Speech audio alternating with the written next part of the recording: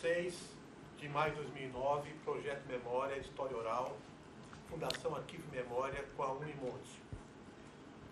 Nós estamos aqui no Instituto da Unimonte, na Vila Matias. Seu nome completo, data de nascimento e nome de seus pais. Nobel Soares de Oliveira, nascimento 15 de dezembro de 1945, portanto 63 anos neste momento. Meus pais, Mário da Rocha Oliveira, e minha mãe, Alba Soares de Menezes. Seus pais eram da onde? Nordestinos, todos de Sergipe. Fala um pouco da sua infância lá em Sergipe. Minha infância, eu nasci no Alto do São Francisco, no sertão de Sergipe, e até os 7 anos de idade, ali eu estudei as primeiras letras, o primário. Depois fui morar no Recife, fiquei mais uns 5 anos, até o governo Juscelino Kubitschek, me recordo, ainda estava no Recife. Qual né? é o nome do município que você nasceu? O município é Canhoba. Eu acho que está no mapa, mas poucas pessoas conhecem.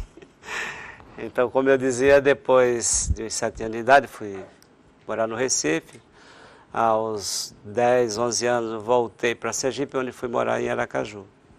Ali, antes, porém, eu tinha feito o ginásio no Colégio Diocesano de Propriá, que é uma cidade na margem do São Francisco, divisa com Alagoas, né?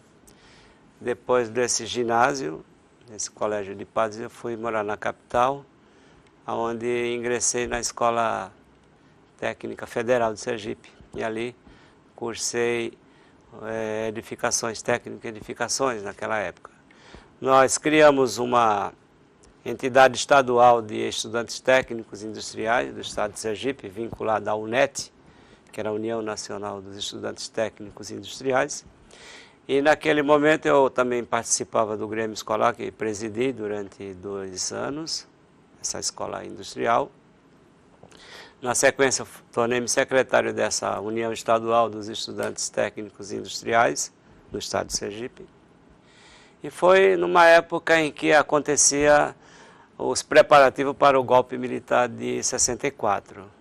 Justamente nesse momento, havia uma agitação muito grande do movimento estudantil lá no estado de Sergipe, mais estudantil, não tanto operário, mais estudantil. Havia muita mobilização com a liderança da UNE, né? E nós apoiávamos as reformas de base do governo de João Goulart. E em Sergipe tínhamos o governador Seixas Dória também, que era aliado das propostas de João Goulart. E subitamente, dia 30 de março, 31 de março exatamente, no final da tarde, pousou um helicóptero na Praça Fausto Cardoso, na capital de Sergipe, Aracaju, e ali desceu o governador Seixas Dória, que havia chegado de Brasília, onde ele tiveram um encontro com o governo do João Goulart. Naquele momento ele foi recepcionado, desculpe eu estar me alongando, mas é uma fase que marcou a minha juventude, né? Eu já estaria aí com 15, 16 anos aproximadamente. Nesse momento o governador desce do helicóptero na Praça Fausto Cardoso, em direção ao palácio, que é ali mesmo, saudado pela banda da Polícia Militar, do Exército, enfim. Uma cena pitoresca, assim. E de repente, alguns minutos depois, ele desce preso do palácio, da forma que ele entrou. Ovacionado pela multidão ali, pelas autoridades. Após alguns minutos, não sabemos qual foi o acontecimento que se deu dentro do palácio, ele desce as escadarias do palácio, mas já preso. E daí por diante começou então a repressão muito violenta no estado de Sergipe, sobretudo na capital. Foi quando inúmeros companheiros de movimento estudantil desapareciam assim misteriosamente. Eu indagava, onde está fulano? Desapareceu. Eu vim saber que eles estariam recolhendo as lideranças estudantis, mesmo menores de idade, como era o nosso caso, ao quartel do 28º. Bom, é um batalhão de exército da capital, 18 do Forte, agora lembrei. Foi quando, em 64 ainda, já no final de 64, eu resolvi migrar para a cidade de Santos. Por isso que eu estou aqui na cidade, em 64, tá bem? Você chega em Santos aí... Então, cheguei em Santos, já em pleno regime militar. Então, eu procurei aqui, fiquei na casa de uma tia que morava aqui há muitos anos, o marido dela era portuário. E uma semana depois eu já tinha me matriculado no Colégio Canadá para fazer o científico, naquela época era o científico isso. E também arrumei um emprego na antiga Gasbras, que era uma loja de eletrodoméstico aqui na Vila Matias, Rua Paraná, 256, ainda hoje lembro. Qual foi a sua impressão quando chegou em Santos? Olha, a impressão que eu tinha de Santos era de uma cidade de agitação permanente, porque todo o noticiário que nós tínhamos em Sergipe, onde nós residíamos, dava conta de que o movimento sindical aqui era muito ativo, muito intenso, e isso dava para quem chega aqui aquela vontade de imediatamente se engajar em qualquer atividade. Tanto é verdade que logo nos primeiros dias que cheguei aqui eu procurei averiguar o que é que havia aí de alguma coisa que nós pudéssemos contribuir, mesmo diante da lei do silêncio, da desconfiança que imperava naquele instante. E encontrei um padre, não me pergunte o nome que hoje eu esqueci, na rua Frederico Ozanam. Ele tinha um apartamento lá e todos os sábados a gente se reunia para definir tarefas. Eram tarefas voltadas à educação política, nas zonas operárias, íamos no Itapema, pegávamos estivadores, pescadores, para discutirmos questão dentro do método Paulo Freire. Nós estaríamos assim com esse projeto. Mas não durou muito, foi abafado, não sei como as pessoas desapareceram. Eu permaneci. A gente agia sempre de forma clandestina, né? Não é uma coisa que tivesse liberdade para atuar. Se olhar sobre Santos, não só olhar da política, olhar sobre a cidade, sua arquitetura, seu movimento, cultura. É como se eu... Como é que é o negócio. Você é da capital, então o impacto não era grande, né? A cidade de Santos, ela tem muito a ver com a capital de Sergipe, Aracaju, uma cidade litorânea, muitas praias, mas eu não tive muita surpresa com relação à sua arquitetura, à sua localização, porque parece que eu já havia, noutra geração, morado aqui. Eu tinha noção da distância. Imagina um episódio interessante que aconteceu. Quando eu cheguei em São Paulo de ônibus, ficamos 3 dias na estrada, né? Tinha que vir até Santos e não havia condução porque já era carnaval. Era sábado de carnaval. Eu desembarquei no Tietê, na rodoviária do Tietê. Imagina a dificuldade. Não havia ônibus, mas havia muito taxista se oferecendo para trazer você. E eu terminei entrando num daqueles táxis, antes, porém, eu consultei qual era o preço. Ele falou que era 140 cruzeiros por quilômetro.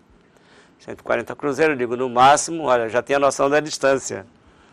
Sabia que era pela Via Anchieta, enfim. Eu digo, se der 100 quilômetros, dá 14 mil cruzeiros. Eu tinha ainda uns 30 mil no bolso. Não é 30 mil reais de hoje, 30 mil cruzeiros daquela também. Ainda sobrava alguma coisa, eu digo, vamos descer a serra, vamos lá. Quando chega aqui, ele não consegue localizar o endereço, faz um tour pela cidade, vai até São Vicente, mas eu já estava percebendo que ele estava querendo aumentar a quilometragem, logicamente, e o custo da passagem, né? De repente, conseguiu chegar nos 100 quilômetros, na casa que eu teria que ficar. Eu perguntei quanto que é, ele falou, olha, são 100 quilômetros, 14 mil, como eu tenho que voltar para a capital, são 28. Eu vou dobrar. Calma aí, calma que nós não combinamos de pagar o seu retorno. Você volta para a capital se você quiser, que o meu contrato com você é para vir a Santos e não para retornar à capital. Como não houve acordo, terminamos, assim que cheguei aqui, na delegacia de polícia, né, para resolver a questão, e ele, chegando perto da delegacia, desistiu, foi embora só com o pagamento dos 100 quilômetros. Mas ele percebeu o sotaque nordestino? Bom, vou aproveitar que naquela época havia muito preconceito com o nordestino, hoje não.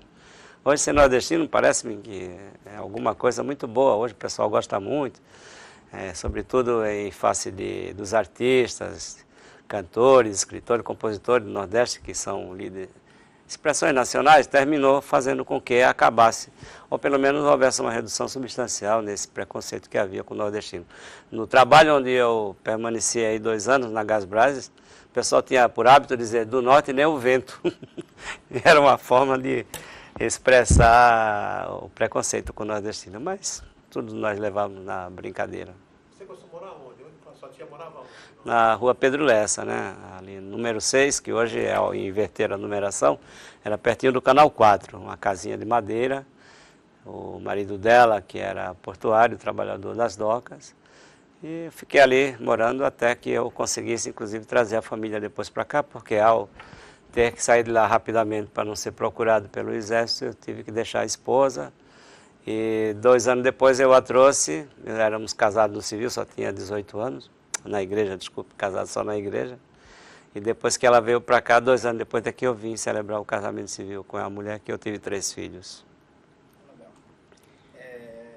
Aquela região do Marco que você veio morar, até uns tempos atrás, era caracterizado como um bairro relacionado aos trabalhadores do porto, né? Como é que você via nessa época? Então, isso criava assim uma satisfação muito grande de você, depois de ter tanta notícia de Santos, do seu movimento sindical, do porto, de repente você está morando na casa de alguém que trabalha ali no cais mesmo, carregando saco, mercadorias, embarcando, enfim. Então isso emocionava a gente, sobretudo um garoto de 18 anos que fugia de uma repressão lá e terminei sendo aluno do Erasmo Dias no Colégio do Canadá, por incrível que pareça. Ironia do destino, quando eu fui fazer esse científico ali no Colégio do Canadá, que era um colégio só de elite na época, o pessoal para entrar ali era difícil, muito difícil. Eu consegui uma vaga, imediatamente quando eu percebo, me falaram isso aí, o coronel, alguma coisa, tenente-coronel Erasmo Dias. E o retrato dele eu já sabia pela imprensa. Eu digo, onde é que eu estou metido? Então eu ficava lá no fundão, pequenininho como sou, ficava abaixo dos mais altos para ele não olhar para mim. Foi mais um detalhe da experiência nossa. Outra coisa, assim, por exemplo, você já começou falando lá, ainda estando em Sergipe, já do seu envolvimento com a política, depois aqui em Santos. As suas influências intelectuais, leituras, o que levou você para essa atividade, essa militância? Naquela época, havia uma maior participação das pessoas na política, no processo político. E essa participação ela não decorria necessariamente da leitura daquela obra, deste ou daquele autor. As pessoas realmente gostavam de participar, mais do que hoje. Hoje realmente houve uma retração muito grande de uma participação efetiva, sobretudo dos jovens. Hoje você não vê falar mais de órgão estudantil participando, influindo nas decisões políticas. Mas naquele tempo havia sim. Então era natural que eu também, daquela geração, eu viesse a me integrar nessa participação e não houve qualquer influência assim de leitura que eu tenha feito para que eu decidisse. Tanto é verdade que anos depois aqui em Santos, eu cheguei inclusive a ser convidado para filiar meu Partido Comunista Brasileiro. Eu já, aí sim, nessa altura, já tinha lido alguma coisa, mas eu tinha uma tendência mais para a linha trotskista, né, da onde me deu uma certa substância ideológica para eu atuar, inclusive no PT, que eu falaria daqui a pouco. Então você está trabalhando, nesse momento você trabalha na... Gasbras, que era uma empresa que distribuía gás e também tinha lojas de eletrodomésticos. Eu me recordo que na Rua Paraná havia uma loja, ali na Rua Amador Bueno 121 havia outra, havia uma terceira filial em Cubatão e uma quarta filial, eu digo assim, na região em Vicente de Carvalho. Eu entrei como auxiliar de escritório na seção de crédito e cobrança, que era chefiada pelo economista Renato Jordão Bo. Esse nome é interessante porque ao fazer a seleção daquelas pessoas que haviam sido classificadas no exame escrito, ele fez algumas perguntas relacionadas à questão de contabilidade, de economia, e eu não entendia nada disso. Ele perguntou o que é crédito, o que é débito. Eu digo, olha, o senhor Renato, eu não sei responder, mas você me dá a vaga que eu vou procurar desenvolver meu trabalho a contento e esforço não falta para aprender o que for necessário. Ele então me admitiu, mas sem muita credibilidade.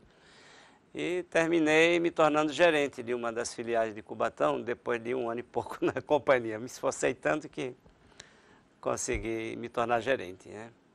E depois a empresa encerrou suas atividades em 65, quando então em 68 eu ingresso na Companhia Doca de Santos. Em 68, período mais negro do regime militar, eu estou ingressando na Companhia Doca de Santos. Já tinha formado no Canadá? Como é que era? Exatamente, eu já tinha concluído o curso científico no Canadá e havia... 68 já havia terminado, sim. É quando eu tive que ingressar na Companhia Docas, o regime de trabalho era diuturno, trabalhava 12 horas durante o dia, 12 horas durante a noite, sistema de revezamento. Então eu fui obrigado a interromper os estudos durante aproximadamente 10 anos. Eu tive que ficar fora dos bancos escolares, porque era impossível você trabalhar à noite e estudar de dia, ou estudar de dia, ou estudar de noite e trabalhar de dia, enfim, o horário era coincidente com o do estudo. Finalmente, mais tarde, em 78, eu resolvi então, de qualquer maneira, voltar a estudar. Foi quando ingressei no curso de Direito aqui na Faculdade Católica de Santos. Vamos falar no seu ingresso às Docas. Como é que foi o seu ingresso? Naquele tempo não havia uma espécie de um concurso, era a indicação de quem trabalhava lá. Então, se você trabalhava na Companhia Doca, você tinha direito a indicar parentes, conhecidos teus. Você era uma espécie de um padrinho desse candidato. Então, o marido da minha tia me indicou. Imediatamente eu fui contratado como funcionário em 68, em 80, já no final da minha participação nas docas, eu já era fiel de armazém ajudante AR5, concursos internos, né? A empresa era particular, não era pública como hoje. Você entrou nas docas, você foi fazer o quê? Então, é conferente de carga e descarga, né? Então você conferia, anotava aquelas mercadorias que eram descarregadas das embarcações ou que eram embarcadas. Era uma espécie de controle paralelo para evitar que houvesse perda de arrecadação no porto pela empresa que ganha por volume movimentado. Enfim, é um controle de carga e descarga. E mais tarde eu tornei-me fiel de armazém ajudante. O que é o fiel de armazém? Quem trabalha lá sabe muito bem. É aquele funcionário responsável pela administração daqueles armazéns depositários de mercadorias, né? Então eu me tornei uma dessas pessoas, trabalhando no porto isso já foi mais ou menos em 70, até 80 eu estava participando disso aí, já exercendo essa função. Mandava quem? Os trabalhadores, funcionários, relacionava-se com as empresas dos importadores, os despachantes, enfim. E você recebe a carga do navio, descarregou, deposita, armazena, controla o estoque, e vem o importador retirar, você faz a entrega, tudo mediante pagamento das taxas. Então você já ocupa um cargo de administração, né? Média, dentro da empresa. Fala sobre como era o CAIS na época que você entrou, depois faz lá que você sai. Como que era o CAIS na época que você entra? O CAIS naquela época, porque hoje está reduzido a poucos funcionários diretos da empresa do porto, né? Hoje são terceirizados. Mas naquela época nós éramos mais de 13 mil empregados na Companhia Doca de Santos e havia uma solidariedade muito grande entre os trabalhadores, pouco importando a categoria deles, se operário, se guindasteiro, motorista de empilhadeira, funcionário, enfim. Havia muita união desse pessoal. Me parece que era fruto ainda de uma tradição. Antes de 64, as pessoas realmente comungavam bastante dessa solidariedade humana e de uma participação. Então, isso fez com que pudéssemos desenvolver algumas discussões, embora tímidas, porque Embora eu diga que havia muita solidariedade, mas você, em 68, você não podia confiar nas pessoas. Você não tinha segurança de exteriorizar um pensamento, sobretudo de ordem política. Então havia muito silêncio do ponto de vista das relações políticas, de crítica ao regime, e ninguém se atrevia a exteriorizar um pensamento que fosse desagradar o sistema. E a empresa, embora particular, mas ela tinha na sua direção sempre um militar. Me lembrando do tal de comandante Coimbra. Esse homem infernizou a vida de todo mundo. O regime era perigoso ali dentro e sempre tínhamos notícia de que alguém havia desaparecido, o DOPS teria recolhido, sumiu, porque teria revelado ou confidenciado alguma coisa que desagradava o sistema. Então, ficava difícil, de um lado, você exercitar uma atividade político-sindical dentro da empresa pela desconfiança que você tinha em relação a todo e qualquer companheiro. Você tinha, assim, uma amizade com ele, de fazer uma festinha, um churrasquinho, de visitar a casa de um e de outro, mas não de discutir problemas de natureza política, propriamente dito. Então, isso ficava realmente dificultada, essa ação política, né? Mas das relações de trabalho no CAIS, como era o CAIS, Uhum. O CAIS, naquele tempo, nós tínhamos um número bastante significativo de empregados, porque para manipular as mercadorias que eram levadas ao cais, elas eram unitizadas, não eram mercadorias compactadas em contêiner como hoje. Então, para cada, digamos assim, núcleo de operação de embarque e desembarque do navio, era de 8 a 12 trabalhadores que nós tínhamos. Esses 8 a 12 trabalhadores, mais os funcionários, mais o encarregado do navio, todos eles eram remunerados, além do salário base, também tinha uma remuneração por produção. Quanto maior o volume de mercadoria manipulada, embarcada ou desembarcada, mais aquele grupo de pessoas que compunham o chamado terno de trabalho, eles ganhavam em cima dessa produção. Com o desenvolvimento da tecnologia dessas mercadorias serem encaminhadas ao porto, o contêiner sobretudo, de 12 homens que manipulariam uma carga geral no porto, foi reduzido para 2. Olha, perdemos 10 trabalhadores. Isso significa redução da força de trabalho na região. Para um navio trabalha com 4 ternos, seriam 48 homens. Esses 4 ternos, se é para contêiner, são 8 homens, em vez de 48. Então, você veja só, o número de navios ancorados com essa redução. E a tendência foi essa mesmo, de modernização dos portos. Hoje, você vê, os equipamentos todos são já adequados para engatar contêiner, içar o contêiner, tirar do porão e colocar num caminhão, já sai direto. Antes não, a carga era desembarcada, solta, era arrumada, levada para dentro do armazém, conferida um a um. Agora não, é um contêiner, que sabe lá o que tem lá dentro. Então, isso aí mudou muito o sistema de operação do porto, sobretudo a partir dos anos 80, por aí, quando houve um crescimento muito grande dessa opção. É boa do ponto de vista da segurança da carga, evita avarias, evita furtos, entendeu? Mas do ponto de vista da remuneração, e o porto, os trabalhadores, os sindicatos não se prepararam para essa mudança, que foi muito drástica do ponto de vista da alocação de mão de obra. Houve uma redução substancial. Quando eu digo redução de trabalhadores da empresa, a companhia doca, eu digo também dentro da estiva, porque se reduz dentro no cais, que é os empregados, reduz também dentro do navio. Então houve uma perda muito grande. Mas de qualquer maneira, era muito bom trabalhar no porto. Tanto que quando você sai de uma empresa que você viveu praticamente 2 décadas ali dentro, eu sonhava que tinha que acordar cedo para voltar a trabalhar. Era uma coisa de louco. Às vezes eu perdia noites de insônia, mas não estava mais trabalhando lá. Eu não sabia como desligar o relógio. Ainda estava com aquilo, porque você entrava 19 horas para sair 7 da manhã, imagina.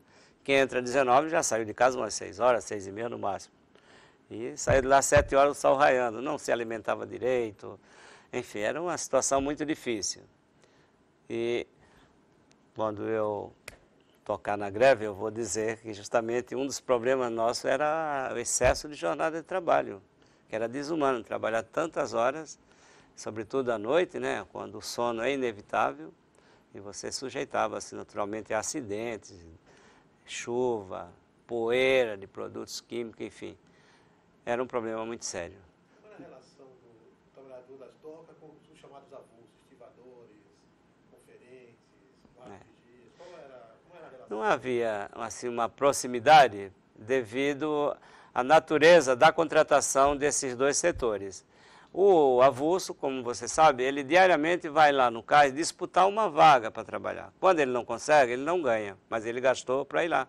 Gastou o transporte, o tempo que ele ficou lá, e ele retorna sem ter adquirido a possibilidade de ser enquadrado num daqueles ternos. Já o empregado da companhia, ele é mensalista, ele tinha aquela segurança, né? Era uma empresa que não despedia assim facilmente, só quando a pessoa dava bastante motivo para dispensar. Então, há situações, uma, de que o avulso ele está disputando com os próprios companheiros um lugar para trabalhar naquele momento, enquanto o empregado da companhia era estável, ele não, então isso dificultava-se uma proximidade, até porque os campos de trabalho são distintos, um é dentro do navio e o outro é no cais. Agora, uma coisa é certa, os empregados da companhia docas, estes sim, se relacionavam, havia uma interação muito grande, independente da categoria, porque trabalhavam no mesmo lugar.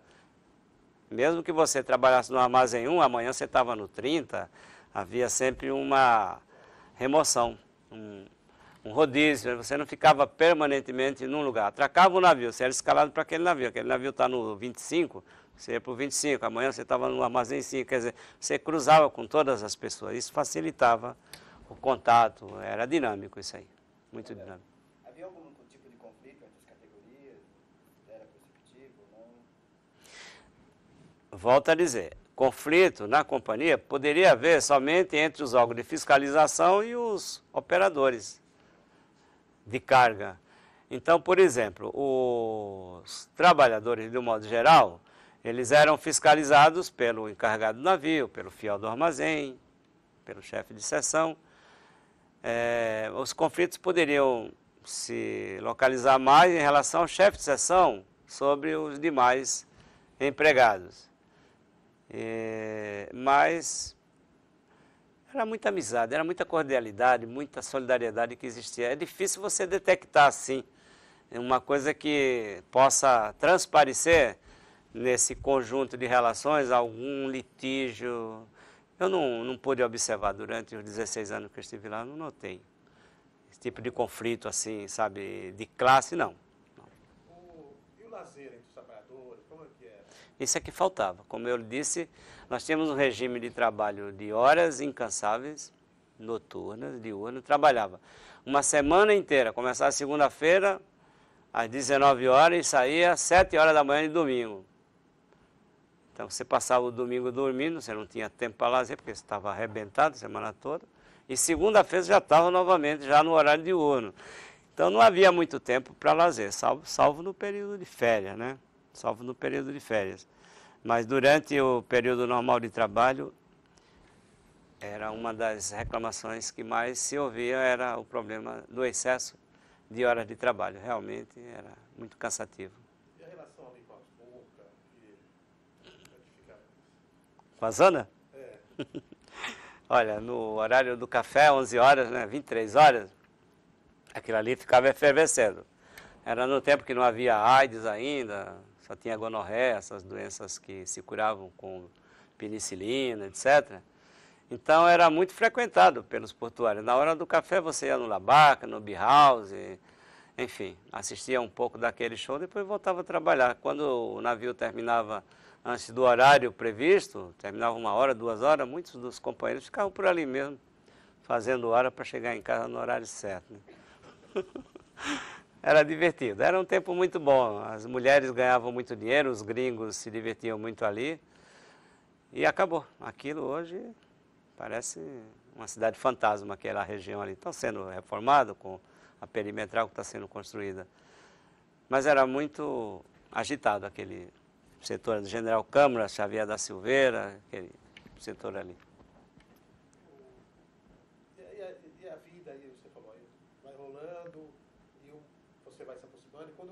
começa o movimento sindical?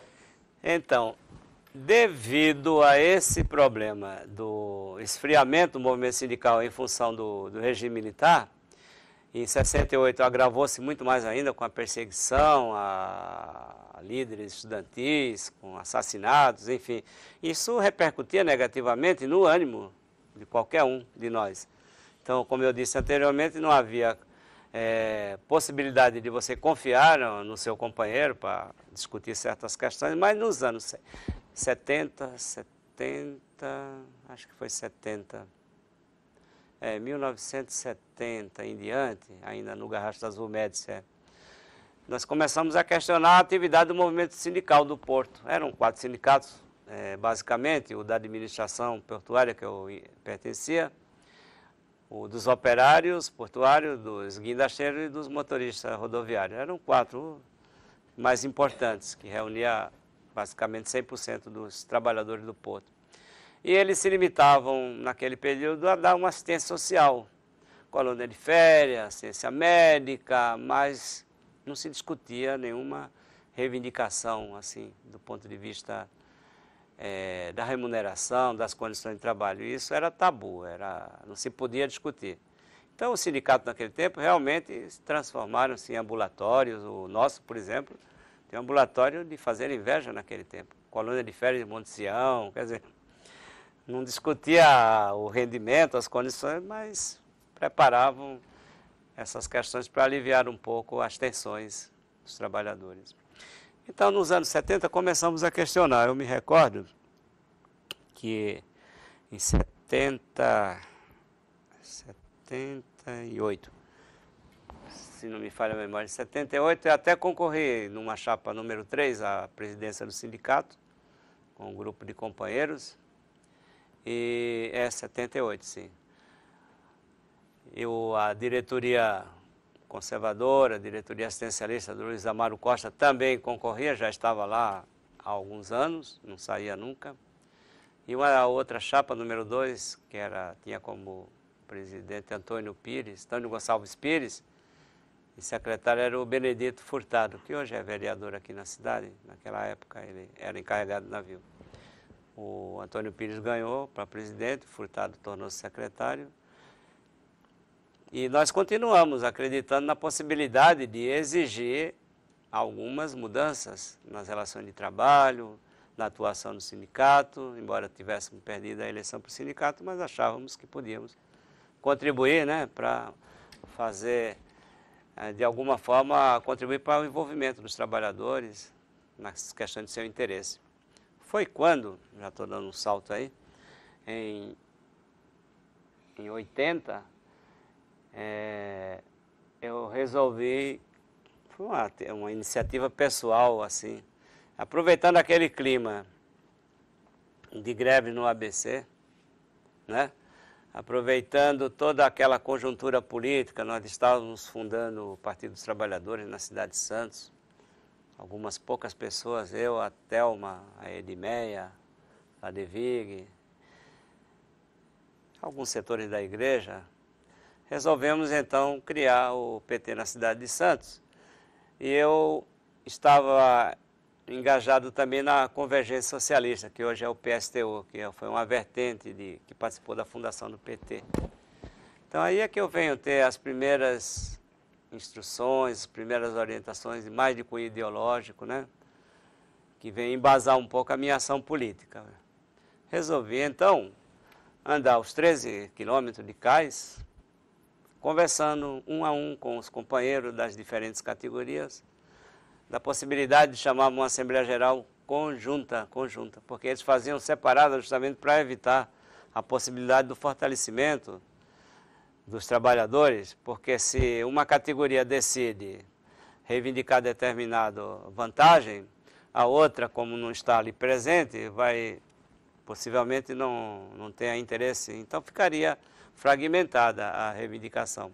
A minha proposta, embora tivéssemos a consciência de que temos 4 sindicatos, mas era possível, na prática, reuni-los num só ambiente, com as diretorias, irmanadas, no firme propósito de unir forças e reivindicar coletivamente, e não separadamente, como eles faziam sempre para não conseguir nada, né? Eu fui difundindo essa ideia, fiz panfleto, andava, terminava o horário de expediente, andava aquele caixa todinho, aqueles lama, enfim. Enfrentei tudo isso. Levei mais ou menos uns 30 dias e ao final eu observei que o pessoal já começava a responder positivamente a esta necessidade. Foi quando então resolvemos fazer um abaixo-assinado já. E eu, como fiel de armazém ajudante, imagina um cargo administrativo chamando um movimento desse, muitos não conseguiam entender, os meus colegas sobretudo, que era um pessoal que se colocava assim entre o operário e a administração superior, então não tinha essa facilidade de lidar com assunto dessa natureza com relação aos subordinados. Mas eu fiz esse papel. Tive a possibilidade de convencer os meus companheiros, porque eu era da mesma categoria deles, e os operários, então, esses estavam esperando só o momento de acender o fósforo, que a gasolina, o combustível já estava ali. Entregamos esses abaixo-assinados aos presidentes do sindicato, convocando uma assembleia de todas as categorias, e houve uma primeira reunião ali no Sindicato dos Operários, na época era o Bacurau que presidia, até representativa, foi mais de 1000 pessoas compareceram lá. E ali eu falei que a política econômica, embora fosse boa para os grandes empresários, mas não estava sendo boa para os trabalhadores, não estavam recolhendo nada de frutos. E o Delfim Neto falava que só o chuchu que aumentou, aquela coisa, aquele período do chuchu, me lembro muito bem. O Golbery era o chefe da inteligência, do Figueiredo, enfim, era esse o clima que nós vivíamos aqui. Maluf era governador do estado, imagina, estava feito, a montagem estava completa, né? Então, depois daquela assembleia, eu havia num gesto assim, espontâneo, rasgado até a Constituição, que vigorava na época, que era muito repressiva, e propôs que ao final nós saíssemos em passeata, era à noite. Saímos na General Câmara, passamos em frente à tribuna, a imprensa registrou fatos, para os trabalhadores saírem em passeata, exigindo uma assembleia unificada. Foi quando então os 4 dirigentes dos 4 sindicatos pediram ao prefeito Paulo Barbosa, nomeado na época, a sessão do ginásio Guenaga, ali na Praça Rebouças, para comportar. E ali realmente compareceram pelo menos 7.000 trabalhadores. Quando foi essa assembleia? 16 de março de 80. 16 de março de 80. Quando a pelegada percebeu que a situação era crítica mesmo, que o pessoal, os trabalhadores estavam dispostos a partir para a greve e só esperavam que eu me pronunciasse, aí me seguraram atrás lá, para eu não falar, me convenceu, você não deve fazer isso e tal, faz um discurso de tal maneira, dizia o José Dias Trigo. E eu percebi que estava atrasando muito, o pessoal ficava impaciente no ginásio e eu não aparecia. Ninguém queria ouvir ninguém, queria ouvir o Nóbio. E eu digo, tá bom, o que é que vocês querem que eu fale? É assim e tal, fala pro pessoal continuar trabalhando, que nós vamos resolver tudo isso numa boa, né? Eu vi, se eu não concordasse com ele, eles não me anunciariam no microfone, aí pronto. Com a palavra, o Nóbio, digo, olha companheiro, desculpe a demora, que esse pessoal estava me segurando. Seguraram até agora lá atrás, e me impedindo de falar a verdade para vocês, mas a questão é essa. Nós temos que parar porque não tem outra maneira deles nos ouvir lá em Brasília. Quem tiver de acordo, levanta o braço. Eu até apareci na página da tribuna, na primeira página, assim com barbudo, hein? E a greve saiu ali, me carregaram lá nos braços, foi uma coisa mais emocionante possível. E o pessoal do sindicato, Confederação, Federação Nacional dos Portuários, esses ficaram realmente revoltados comigo e se recolheram, nunca mais os vi. Depois eu propus, como eram 4 sindicatos, eu precisava ter um comando dessa greve. Parou sem piquete, parou sem piquete. Não precisou de piquete. A guarda portuária, quando algum desavisado queria entrar no cais, ele simplesmente advertia, olha, não tem ninguém aí. Se você quiser entrar, você vai entrar. Agora, se acontecer algum problema, eu vou dizer que foi você. O cara voltava, ninguém entrou. Não tinha ninguém, a imprensa registrou, só tinha cachorro, urubu na chaminé do navio, enfim. Não tinha mais ninguém, um silêncio no cais total. Uma greve daquele porte nunca aconteceu, porque não precisou termos que nos expor com os piquetes, que também sempre foram proibidos pela lei da época 4.320, a lei antigreve. E aqui, é bom recordar, era a Zona de Segurança Nacional na época. Santos não elegia prefeito, e era a Zona de Segurança por causa do Porto. Cubatão era a Zona de Segurança por causa da Petrobras. Então, tínhamos esses inconvenientes que dificultavam muito, que inibiam muito a ação política das classes, da população. Durante a greve, para que nós tivéssemos o controle, porque não confiavam nos dirigentes dos sindicatos, nem na federação, muito menos na confederação, criamos então um chamado Comando Geral de Greve. Eram 4 representantes de cada sindicato e ficamos no Sindicato dos Operários Portuários, dia e noite. Quem eram? Você lembra de alguns companheiros? Não eram muito expressivos na época, mas eram pessoas que realmente tinham vocação. Lembro só de um, Canuto, que hoje está no PT, Osés Canuto. Tinha outros assim, mas eu não me recordo todos. Para falar alguns e não falar os outros é meio indelicado. Então eram 16, comigo 17.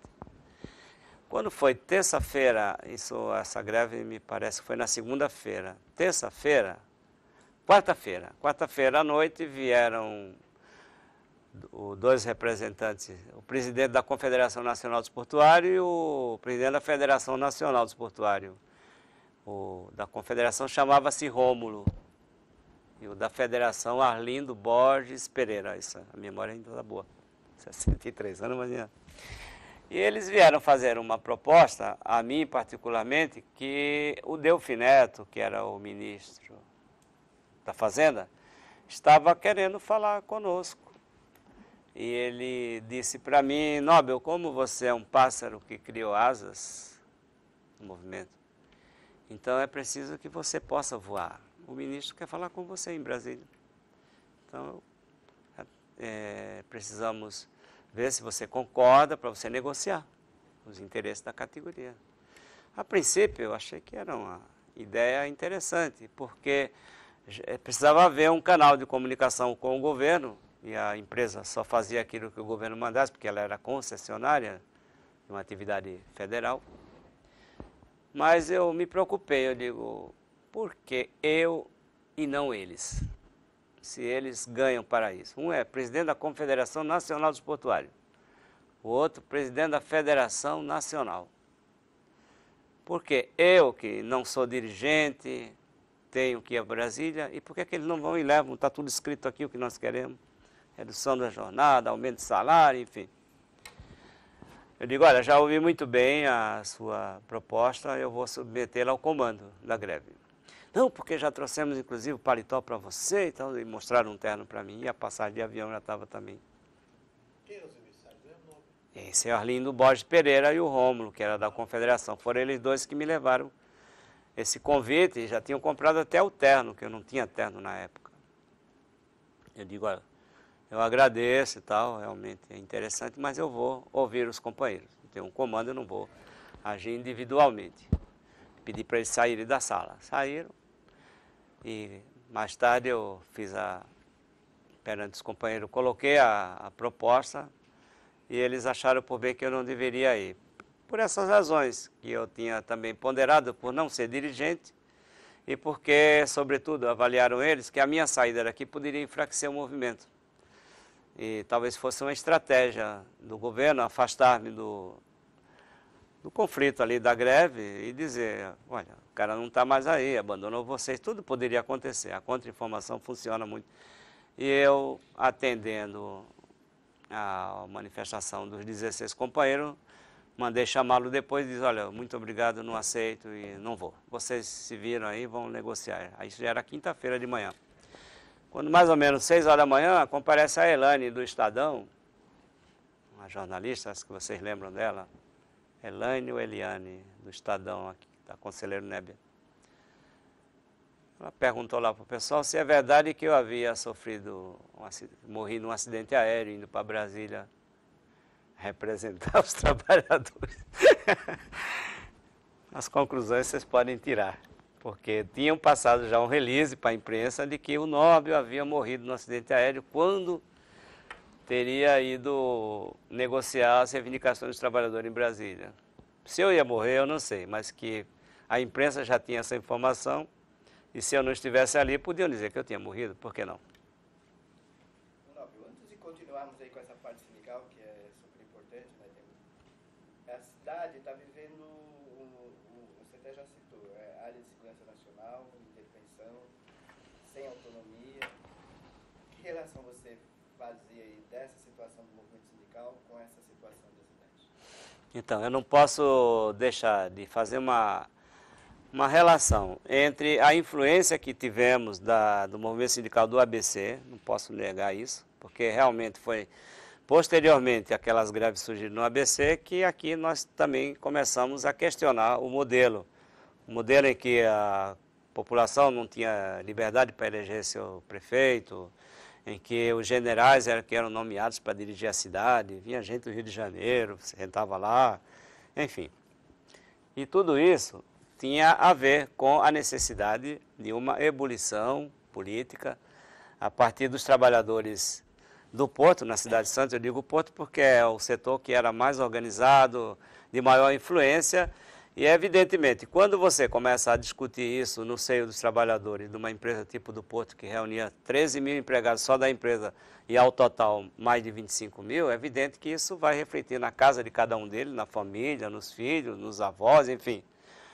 Termina fortalecendo, inclusive, a luta política, no sentido de se devolver, restituir à cidade o direito de eleger o seu prefeito. Mas não foi fácil, porque a autonomia de Santos se deu, de certa forma, na ausência do Figueiredo. O Figueiredo tinha viajado e o Jabas Passarinho, se me falha a memória, que... Fora ele ou não fora mesmo? Não, o Aureliano Chaves, isso, o vice-presidente. Fora ele que, numa questão, eu acredito até que negociada, porque primeiramente havia sido rejeitada no Congresso, não é isso? Houve uma votação no Senado e foi rejeitado. E depois Aureliano, dentro da negociação, terminou restituindo. Eu nunca entendi porque Santos não podia eleger prefeito. Tem a ver o prefeito. Que poderes tem um prefeito para mudar o cenário da política da segurança nacional? Não é por aí, mas eles queriam amordaçar de qualquer maneira, não pelo fato do prefeito, mas porque entendiam que Santos era um celeiro de lideranças, trabalhadores que nunca se curvam. E naquele momento era necessário manter-se na ótica do regime o silêncio. A greve, então você estava na greve.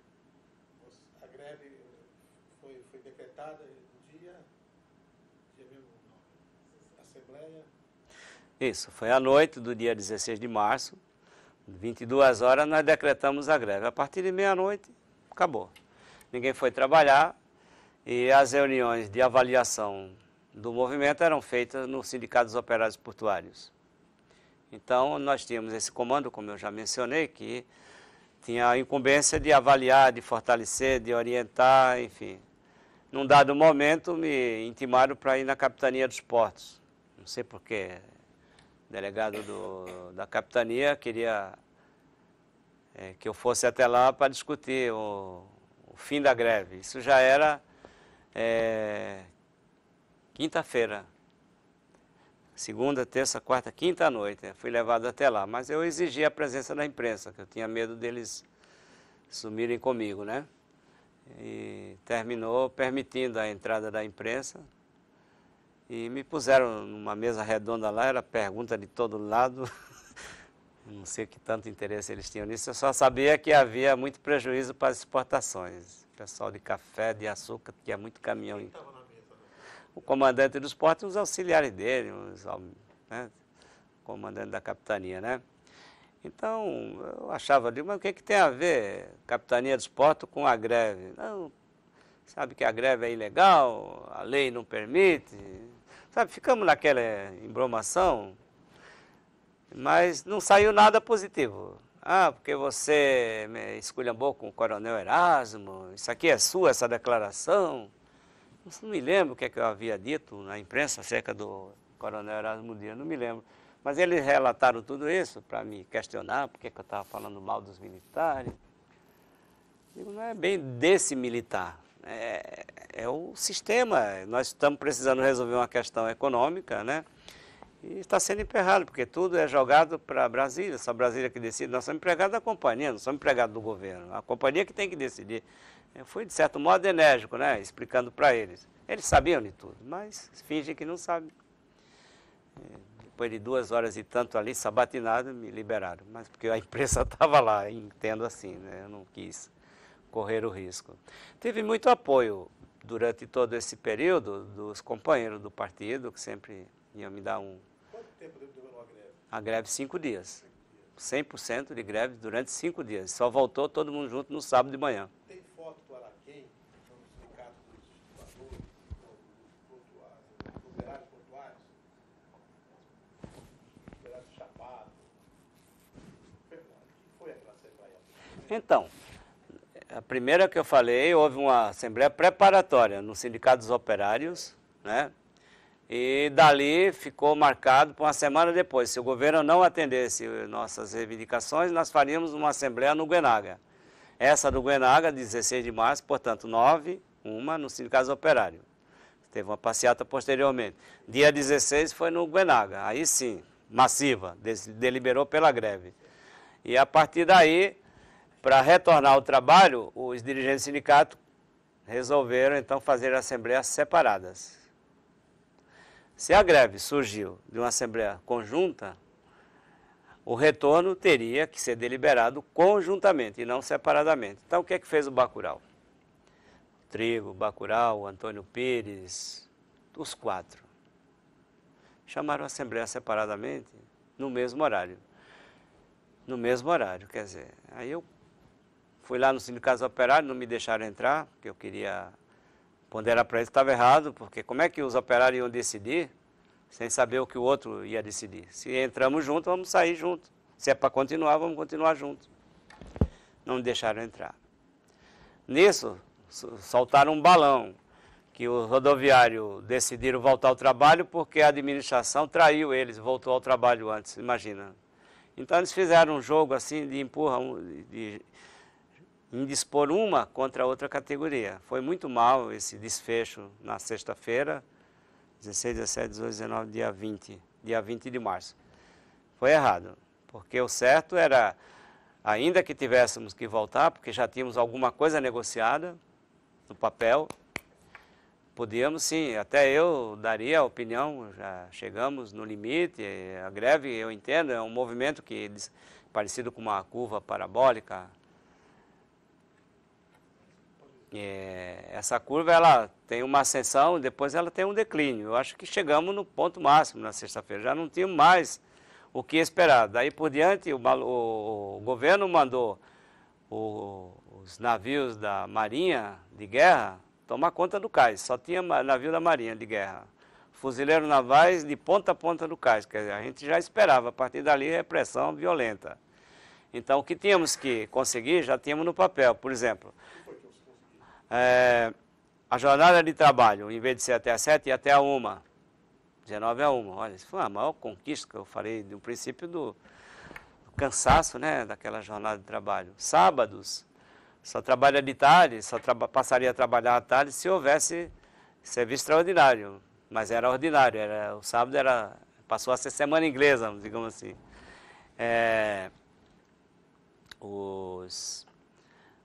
Ascensão de... adicional noturno, era 25%, dobramos para 50%.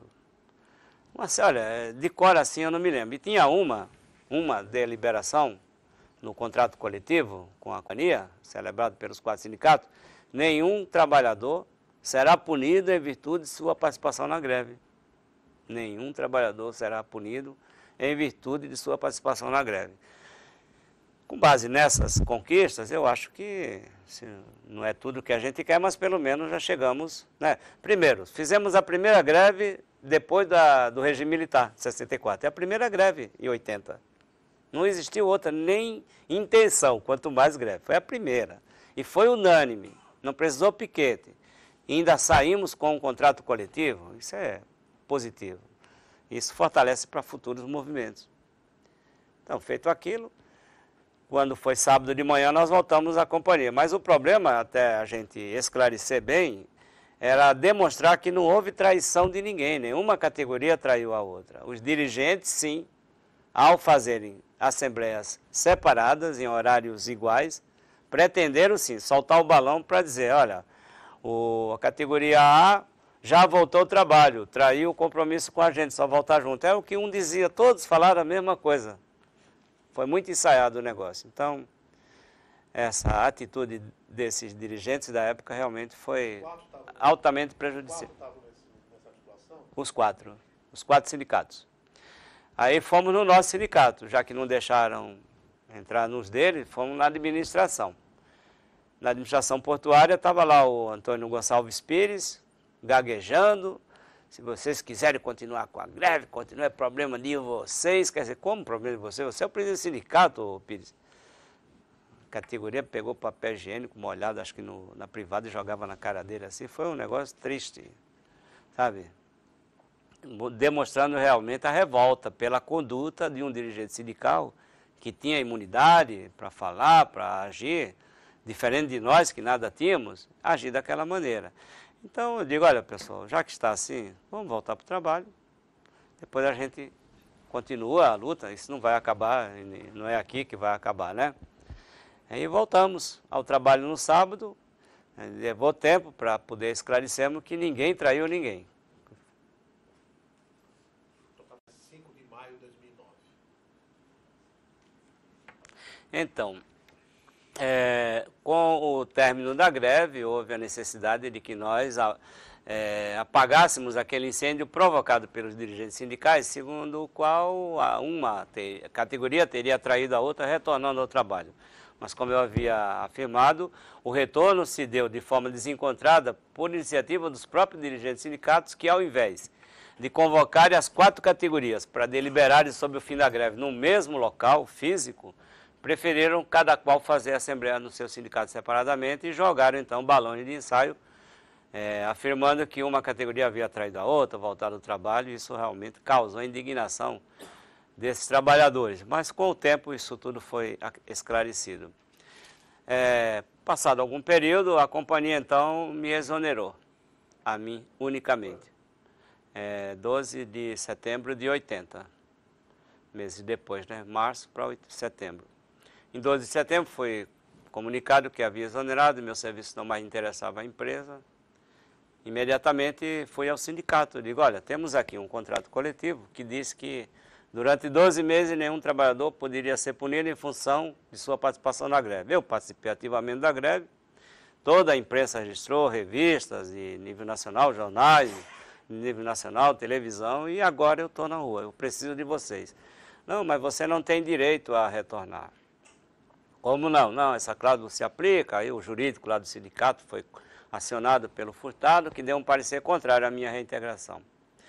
Os trabalhadores, então, começaram a atuar dentro do CAIS, fazendo abaixo-assinado, pedindo que o sindicato chamasse uma assembleia, o meu sindicato de administração, uma assembleia para exigir da empresa o meu retorno. E marcaram, inclusive, dia, porque o estatuto permite que a categoria convoque, já que o sindicato não queria convocar, os trabalhadores convocaram, entregaram o memorando ao presidente do sindicato, que por sua vez anunciou que não permitiria a realização da assembleia, porque eu estava querendo fazer balbúrdia, alguma coisa assim, um termo meio jocoso. Mas mesmo assim as pessoas compareceram e na porta do sindicato foram distribuídos alguns policiais para nos impedir de entrar no sindicato. A alegação do presidente do sindicato que eu, como havia perdido o emprego, eu não era mais membro do sindicato, não podia participar. Ele agia tal qual o ministro do Trabalho da época. Era um banqueiro na época, esqueço o nome dele. Direitinho. Então, se eu não era empregado, eu não podia mais entrar no sindicato. Então, colocou um pelotão de polícia na porta do sindicato, na rua Júlio Conceição. Aí o pessoal me jogou por cima dos policiais e me colocou lá dentro do sindicato e todo mundo entrou. Mas foi difícil vencer essa barreira. E lá disseram que não havia nada para fazer e eu não tinha direito a retornar. De sorte que ficou difícil. Eu desempregado, com família, fazendo o 3º ano de Direito, então entra aí aquilo que eu jamais esqueceria e nem posso esquecer, que é aquela qualidade do movimento operário e da solidariedade. Os trabalhadores fizeram abaixo-assinado autorizando a empresa a descontar em folha de pagamento, uma certa quantia suficiente para pagar os meus estudos e garantir o sustento da minha família, né, em determinado período. Era 80 ainda. Então, mensalmente, era descontado em folha, entrega o sindicato tinha que me entregar o dinheiro. Aí o sindicato fez um movimento no cais, amedrontando os trabalhadores: não se metam nisso, você vai ajudar o nosso, vocês vão perder o emprego também. Estou te falando sério. Tudo isso aconteceu. Foram no cais, com base nas listas, que já tinham posse, de quem autorizou o desconto, ameaçando: se vocês insistirem, vocês poderão perder o emprego. O Nobre já perdeu o emprego, vocês também vão junto, ajudando ele. Mas o pessoal manteve a determinação. Eu terminei o curso de Direito, com auxílio deles. Havia umas prestações atrasadas que eu não conseguia negociar. E eu fiz um acordo com o Dom Davi Picão para postergar o pagamento. Então, logo eu me formasse, eu poderia ganhar algum dinheiro e pagar. Ele fez o acordo. Mas logo a seguir ele aumentou a mensalidade, eu participei do movimento contra o aumento da mensalidade, ele revogou unilateralmente o acordo. Acontece tanta coisa, né? Ele faleceu recentemente, o Dom Davi Picão. Ele era o manda-chuva lá da Universidade de Santos. Então, esses dados não estão aí muito esclarecidos, mas é bom que se esclareça, né? Como que você entra no PT? Eu já estava no PT em 80, né? Nós estávamos na fase de fundação do partido. Um companheiro, o Neto, que era da Convergência, mas também participava do PT. Quando eu fui demitido, antes mesmo dos trabalhadores portuários fazerem esse movimento para pagar a minha faculdade, ele trabalhava na Nobara, esse rapaz, e ele fez um acordo lá para ser demitido da Nobara, para levantar o fundo, pegou isso e me deu. O fundo de garantia dele, que ele fez um acordo com a empresa Nobara do Guarujá para ser demitido, ele fez um acordo para me entregar o fundo de garantia. Quer dizer, então, ocorreram tantas manifestações de solidariedade que faz a gente acreditar muito na força desse movimento, do movimento operário, na solidariedade dos trabalhadores. Muito embora hoje ela esteja um pouco assim amorfa, um pouco... não está muito latente hoje, devido à ausência de movimentos desse tipo. Mas havendo movimento, a solidariedade ela surge assim espontaneamente. É uma coisa mais linda e emocionante, é quando eu falo. Fala assim do clima da criação do PT. Como surge a ideia da criação do PT aqui em Santos? Isso. As lideranças que estavam envolvidas. O Gesso, o Plínio Cardoso, o Canuto, são todos companheiros que eu atuava no Porto em conjunto, e inicialmente eu fui convidado para participar do PT pelo pessoal da Convergência Socialista. Isso, que eles acompanharam a minha atividade na greve, e daí foi um passo me atrair para discutir com eles algumas questões mais de natureza ideológica, política. Eu tinha esse contato com esses companheiros, basicamente esses 4 que são lideranças: Gerson, Canuto, tem mais gente. Então convidei-os também, eles vieram conosco. Mas no primeiro momento foi a Thelma também veio participar, a Lenimar. Tem um pessoal assim, pessoal da igreja também, o Gessé, a esposa dele. E aí começamos a trabalhar e agregar, a regimentar mais gente, fazendo o núcleo de participação do PT, da formação do PT, em núcleo de bairro, núcleo de categoria. Eu atuava muito com o núcleo do Porto, né, com esses companheiros que trabalharam conosco na greve. E aí foi fácil, filiações para formalização do partido. E quando, em 82, a convenção nos indica candidatos, vereador, a Thelma e outros. E nós nos elegemos. Eu estava desempregado, como vocês sabem. Em 80 eu havia sido demitido, né, em setembro. E a eleição em 82, evidentemente que não tínhamos nada para gastar. E a campanha do PT naquele período foi solidária mesmo. Então o partido arrecadava as contribuições nossas, vendíamos camiseta, vendíamos botas, tudo, vendíamos jornal, tudo era vendido. Com esse dinheiro, retornava para o diretório estadual, fez algumas camisetas, todas iguais, camiseta de propaganda, né?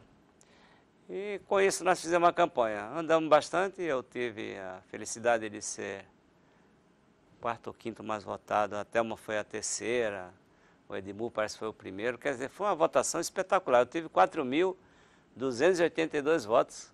4.282 votos. E se tivesse meio de fazer a campanha, imagino que seria mais ainda. Mas não tinha um tostão. Foi tudo assim, as pessoas sabiam do trabalho e eu digo, foi fruto da greve do Porto, aquele momento alto de mobilização. Foi o resultado daquilo ali. Então, eu devo isso aos trabalhadores, o fato de ter sido vereador da cidade durante 6 anos. Concorri em 84 com o retorno da autonomia a prefeito de Santos. O PT lançou 3 candidatos, a Thelma, eu e o Gessé. A Thelma dos 3 foi a primeira do PT, eu fui o segundo, o Gessé foi o terceiro. Mas a gente concorreu mais para denunciar o sistema, sabe? Não tínhamos nenhuma expectativa, né? Nem o PT tinha expectativa de eleger-se naquele momento de 84. Só depois. E ganhou Oswaldo Justo naquela época. Eram 11 candidatos. Lara, Justo, Thelma, eu, Gessé. Tinha mais alguns. 11 candidatos. Até o Adelino Rodrigues foi candidato também. Ou Eduardo Castilho de Salvador, isso. Enfim, eram 11. Cada partido podia lançar 3. E nós ocupamos a candidatura para denunciar o sistema.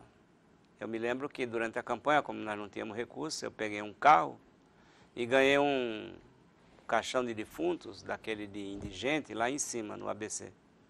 Aquele roxo, prateado, é um papel roxo, é um tábuas inferiores, revestido com papel roxo, brilhante, aluminizado. E esse caixão veio em cima de uma Kombi, desceu a serra, a polícia rodoviária parou diversas vezes para ver quem estava morto lá dentro. Foi um sufoco para chegar em Santos.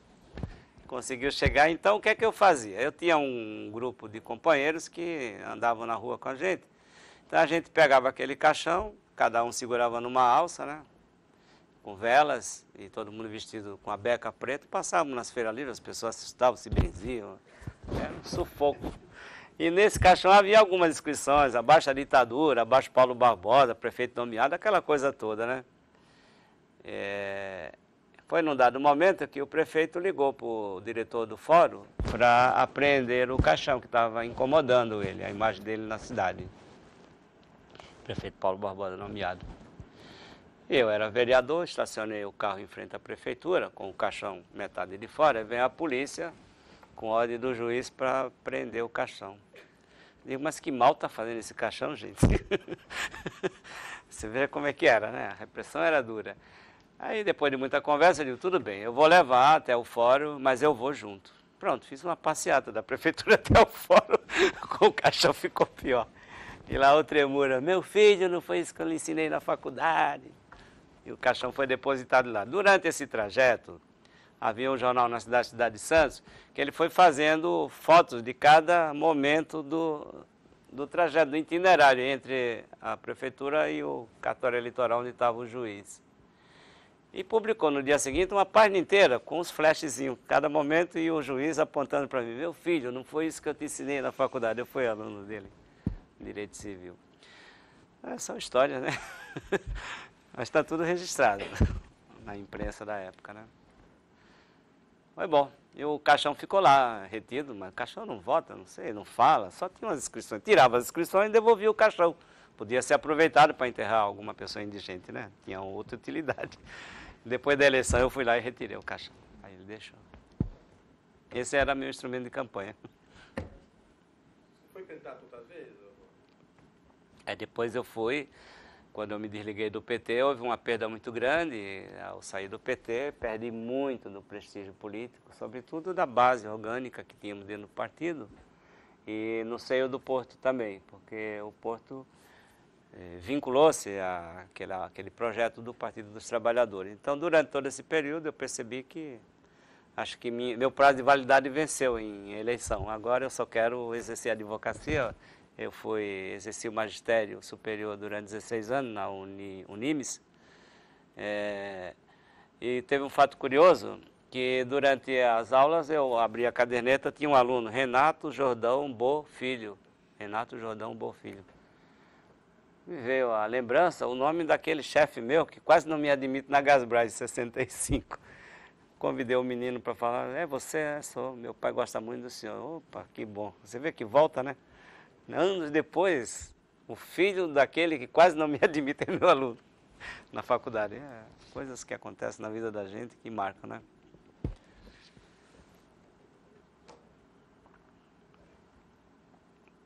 Quer fazer uma seleção final?